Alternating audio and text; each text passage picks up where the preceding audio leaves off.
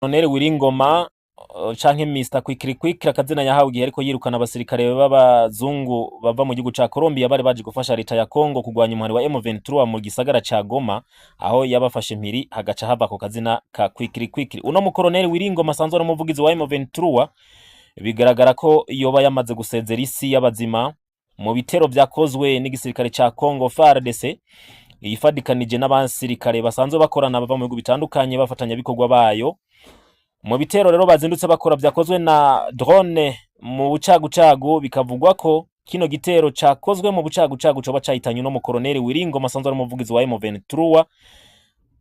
Bikavugwa ko muri aka karere kitwa Rubaya ibi bitero aho vyabereye vyoba vyahitanye uno mu Colonel n'abamucungerera ubuzima bakaba batari mw'isi y'abazima. M23 rero bikagaragara ko iri mu kigandaro. Bimwe rero mu vyemezo ko uyu muhari wa M23 usanzwe ugisibije canke bica bigacika mu buseruko bwa Congo ufashwa n'igihugu c'u Rwanda. Ugiye kuraba no makuru ko ari karaca ku mbuga zigiye zitandukanye hano mu gihugu c'u Rwanda, ubona ko hari agahinda kenshi na cane uno mukenyezi asanzwe avugira ibinyamakuru, aho yagaragaye ari kumwe n'uyu mu Colonel Wiringoma mu gisagara ca Uvira, aho mu misi iheze vyagaragaye ko M23 yari yafashe ico gisagara ca Uvira kisanzwe kiri mu bumanuko bwa Congo canke mu ntara ya Kivu y'Amajepfo. Aho rero no mukenyezi Scovia asanzwe avugira ibinyamakuru vyo muri ico gihugu c'u Rwanda yagaragaye ari kumwe n'uyu mu Colonel Wiringoma muri ico gisagara ca Uvira. Ivyo rero bikemeza ko uno muhari nkuko biva mu vyegeranyo bigiye bitandukanye bikorwa n'amashirahamwe mpuzamakungu eka n'ibihugu bikomakomeye vyamaze kwemeza ko uno muhari ushigikiwe n'igihugu c'u Rwanda.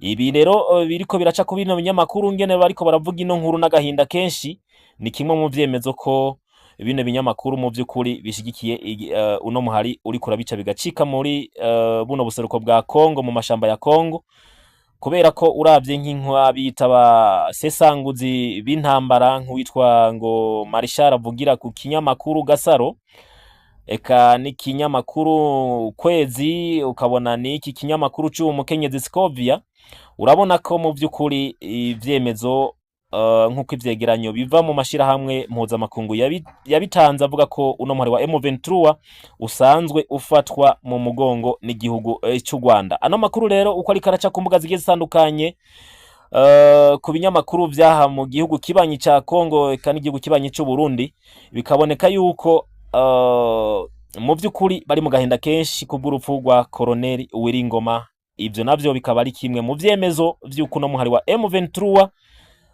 mu vy'ukuri ufashwe mu mugongo n'iki gihugu c'u Rwanda. Ariko no mu Colonel Wiringoma asanzwe n'umuvugizi wa M23 birazwi kandi biravugwa ko ari umukongomani yuzuye, ariko kino gisirikare ca M23 bikavugwa ko ahubwo gifatanya n'igisirikare cy'igihugu c'u Rwanda RDF, maze bikavugwa ko coba gifasha cane mu ntambara zikorwa muri ubwo buseruko bwa Congo mu ntara ya Kivu y'Amajaruguru eka na Kivu y'Amajepfo. Intambara rero ntizisanzwe, nyuma yaho hari haherutse kuba ibiganiro vyemeza ko bari bagiye kuja mu gahengwe leta ya Congo n'abafatanya bikorwa bayo.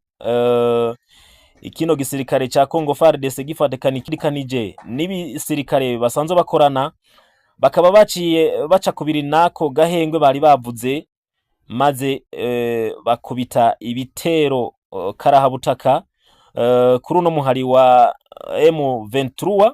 Bikavugwa rero yuko uno mu Colonel Wiringoma umuvugizi wa M23 yamaze kwasiga ubuzima n'abandi basanzwe bamucungirira ubuzima. Eka uwo bita Lawrence Kanyuka asanzwe ajeje kumenyesha amakuru no muri uno muhari wa M23 nawe nyene yari yazindutse atangaza ko leta ya Congo canke FARDC yoba yaciye kubiri n'ivyo baheruka gusezerana kuvuga navyo ko hagiye kuba gahengwe kugira ngo habe gutuza hagati y'impande zibiri M23 na FARDC n'abafatanya bikorwa bayo.